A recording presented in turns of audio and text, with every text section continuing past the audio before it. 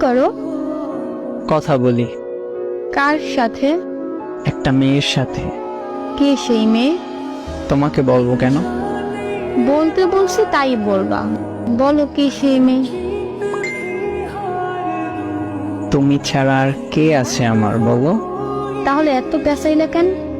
আচ্ছা, খাবারের পরে ওষুধ খাইছিলা? না, কেন? এমনি ভালো লাগে না।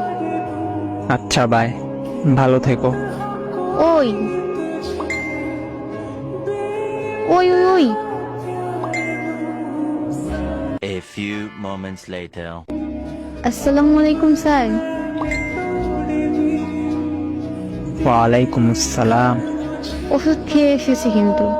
আগে খেয়ে নিলে কি হতো শুনি? তোমার এই রাগটা তো দেখতে পারতাম না। একটা পাগল জুটছে কপালে এসে। ভালো হয়েছে। আচ্ছা শোনো, বলো। কাল আমার ফ্রেন্ডের কাজিনের বিয়ে। তো? আমি যাব?